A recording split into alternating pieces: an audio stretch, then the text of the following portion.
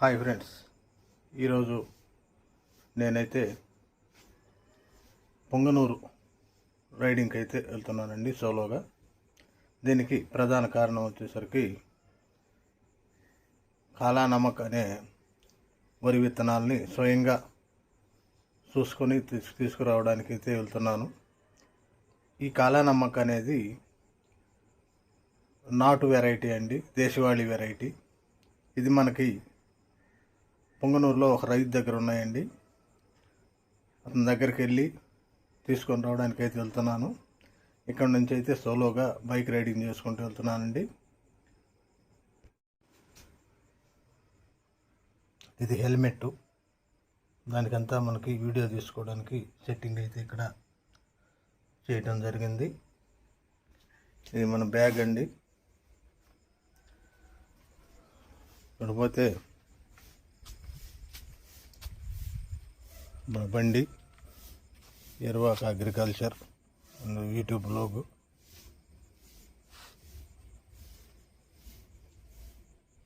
ఇంకాసేపట్లో అయితే మనం బయలుదేరుతాము, కొంచెం సూర్యుడు వచ్చిన తర్వాత.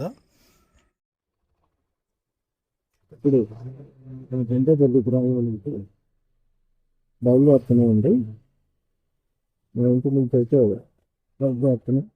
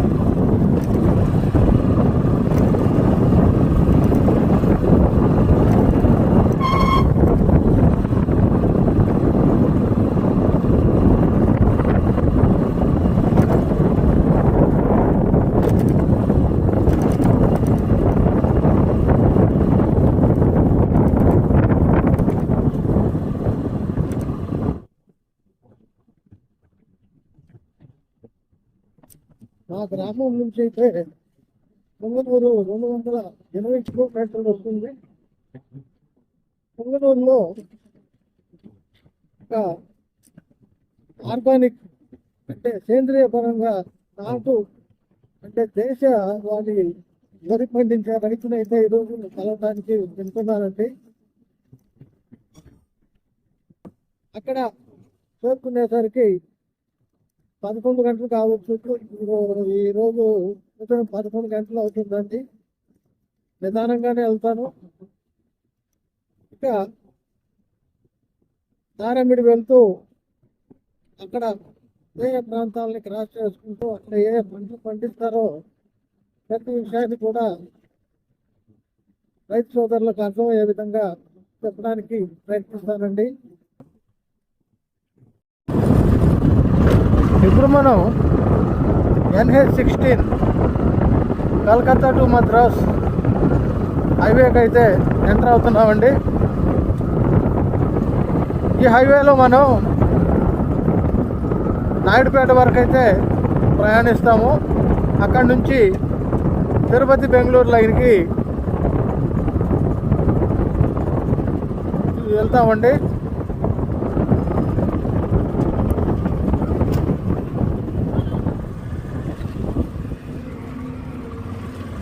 ఉదయాన్నే అయితే ట్రాఫిక్ కొంచెం హెవీగానే ఉన్నట్టు కనిపిస్తుంది.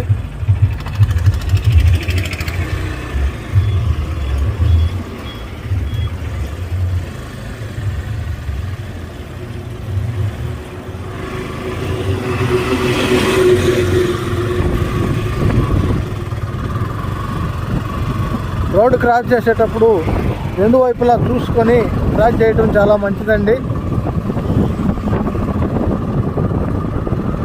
ఇప్పుడు మనం NH16లో ప్రయాణం చేస్తున్నాము. నాయుడుపేట వరకు ఒక 35 కిలోమీటర్లు అయితే ఈ హైవేలో ప్రయాణం చేస్తాము. వాతావరణం చాలా ప్లెజెంట్గా ఉందండి. ఉదయం పూట 9 గంటల వరకు అయితే ఈ విధంగానే చల్లగా ఉంటుంది. ఆ తర్వాత 38 నుంచి 40 డిగ్రీల సెంటీగ్రేడ్ వరకు ఈ వేసవి తాపం అనేది వెళ్ళే అవకాశం ఉంది. ప్రస్తుతం ఈ కాలంలో ప్రయాణించే వాళ్ళైతే ఉదయం 10 లోపలే తన ప్రయాణాలని ముగించుకోవడం చాలా మంచిదండి. ఎండలు విపరీతంగా ఉన్నాయి కనుక నేను చెప్పే విషయం ఏంటంటే ఎండకు ఎక్కువ ఎక్స్పోజ్ కాకుండా తమ పనులన్నీ 9 నుంచి 10 లోపల చేసుకోవడం చాలా మంచిది.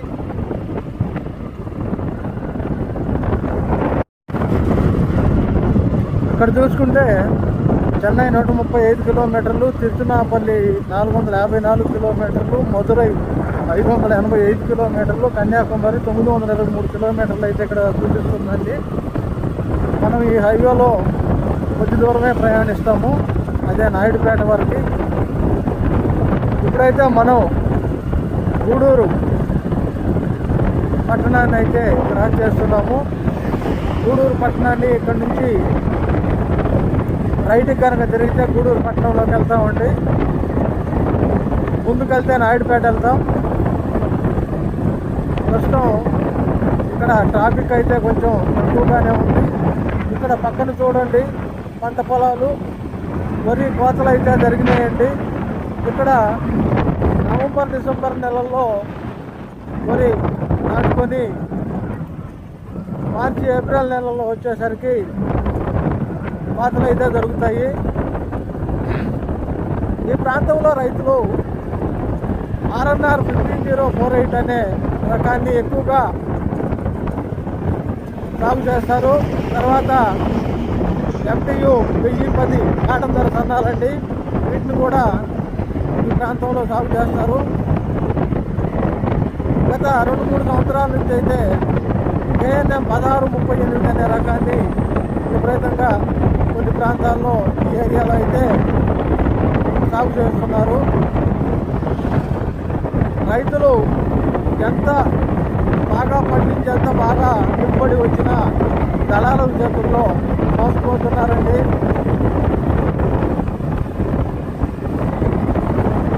ఆరుగాలం పండించి ఆ పంటకి తగిన ధర లభించకపోతే రైతులు పడే బాధ వర్ణనాతీతము.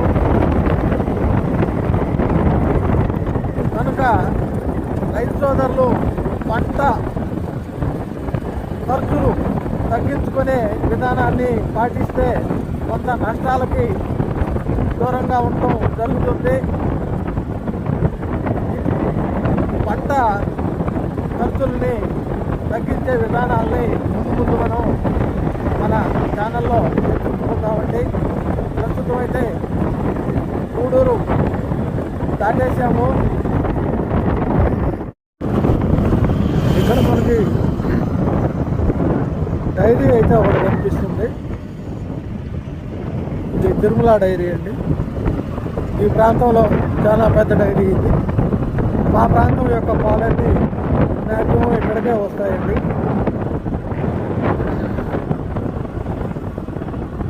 ఈ ప్రాంతం మండు వేసవిలో కూడా సస్యశ్యామలంగా ఉంటుందండి. చూడటానికి ఆహ్లాదకరంగా ఉంటుంది. కానీ మే నెల వచ్చేసరికి 45 డిగ్రీలకి ఎండపోతుంది. ఈ సూర్య తాపం అనేది 45 డిగ్రీల కంటే మించిపోయే అవకాశం అయితే ఈ ప్రాంతంలో ఉంది. కానీ చెట్లు కానీ ఈ గ్రీనరీ కానీ ఎప్పుడూ తగ్గదండి. అదే ఈ ప్రాంతానికి ఉన్న వరం అంటారు.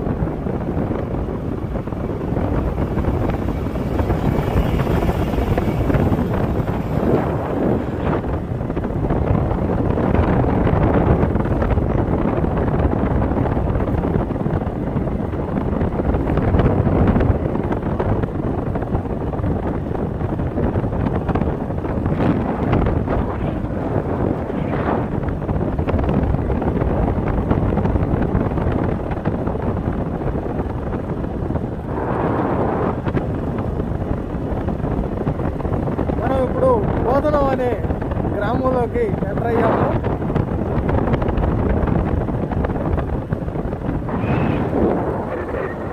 ఇదేనండి ఆ గ్రామం.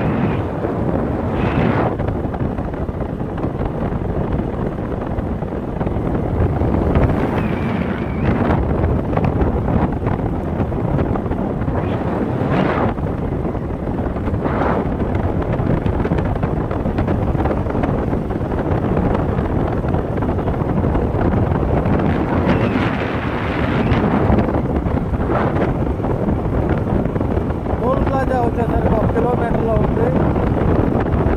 మనం క్రాస్ అయిపోయే మొదటి టోల్ ప్లాజా ఇది NH16లో.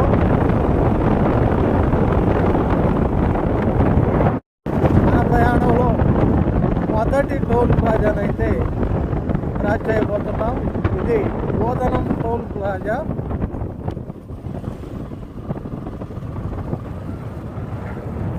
టోల్ ప్లాజా దగ్గర ప్రశాంతంగా ఉంది, ట్రాఫిక్ పెద్దగా లేదు.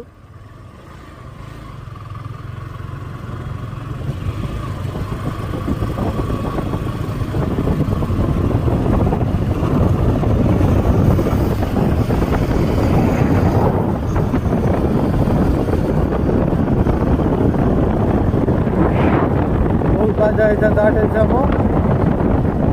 ఇంకా నాయుడుపేట వరకు అయితే NH16లో ప్రయాణిస్తాము. ట్రాఫిక్ పెద్దగా లేదు.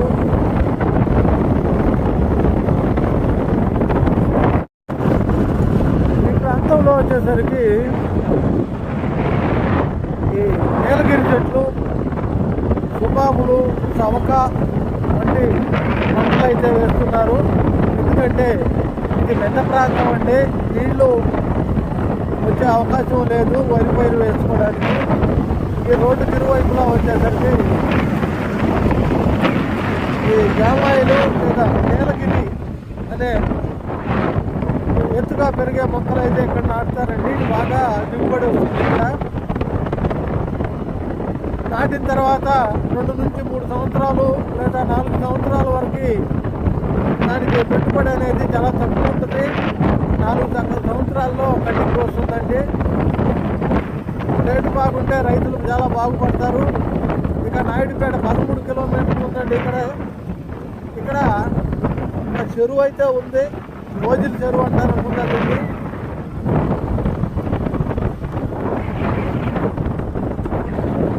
ఏదో నా హెల్మెట్కి బాగా పాటుకుని తగిలిందండి, పురుగు ఏదో మరి.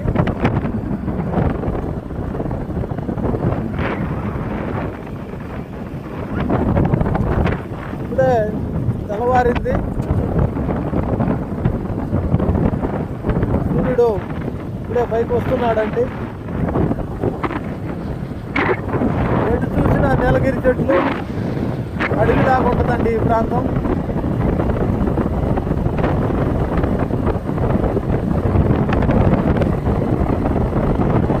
రోడ్డు మాత్రం అక్కడక్కడ చిన్న చిన్న ప్యాచ్లు ఉన్నా కానీ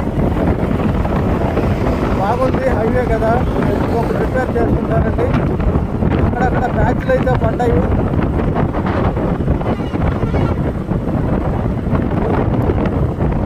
ఇంకా రోడ్డు ఇరువైపులో ఉన్న చెట్లు విపరీతంగా పూసాయండి. చూడటానికైతే ఆహ్లాదకరంగా ఉంటుంది ఇక్కడ.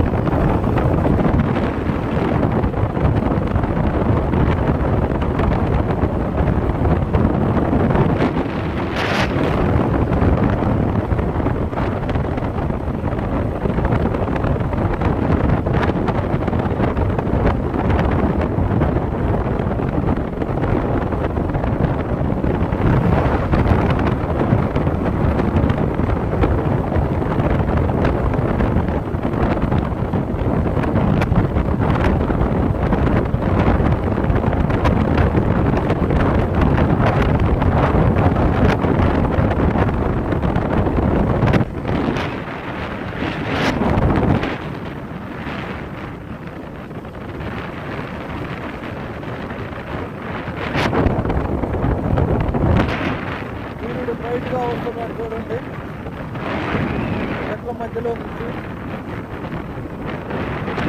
సీనరీ ఎంతో బాగుంది కదా.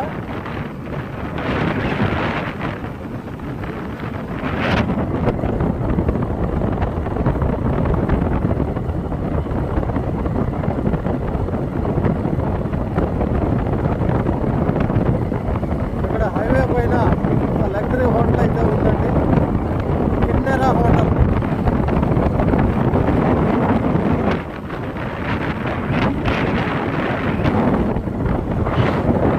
పెట్రోల్ పంప్ ఎక్కడ ఉంటుంది, మనకైతే పెట్రోల్ మొత్తం హాఫ్ ట్యాంక్ అయితే ఉందండి. ఇక్కడ వరి అయితే కొయ్యడం జరిగింది. మళ్ళీ ఇంకొక నెల రోజుల్లో మళ్ళీ నాట్లు పెట్టి ఇక్కడ వరి నాటడం జరుగుతుందండి. దాన్ని ఎడగారు అని అంటారు. ఆ ప్రాంతంలో ఆ సమయంలో అయితే మనకి పెట్టుబడులు తక్కువ ఉంటాయండి. కనుక రైతు సోదరులు ఈ ప్రాంతంలో ఈ మే నెలలో నాట్లు పోసుకొని వరి నాటుకుంటారు.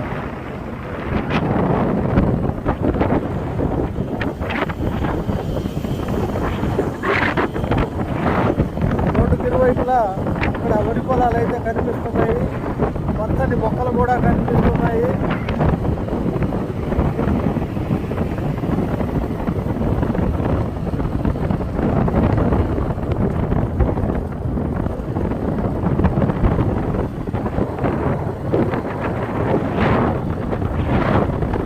ఒకప్పుడు ఇక్కడ ఎక్కువ షుగర్ కేన్ అంటే మన చెరుకునైతే పండించేవారండి. అదే చెరుకు ఫ్యాక్టరీ అక్కడ చూడండి, దూరంగా కనిపిస్తుంది చెరుకు ఫ్యాక్టరీ. ప్రస్తుతం అది మూసిపోయబడి ఉందండి. అదే చెరుకు ఫ్యాక్టరీ అండి, నాయుడుపేట చెరుకు ఫ్యాక్టరీ.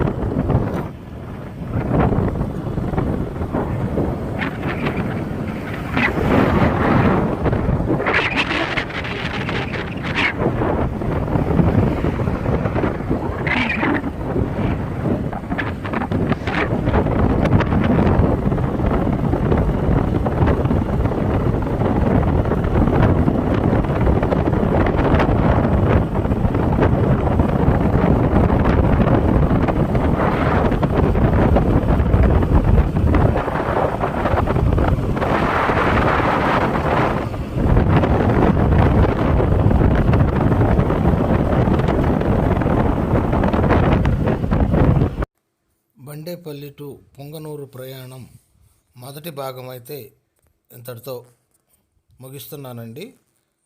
రేపటి రోజు మళ్ళీ రెండవ భాగంలో కొరవ ప్రయాణాన్ని చూద్దాం. జై హింద్.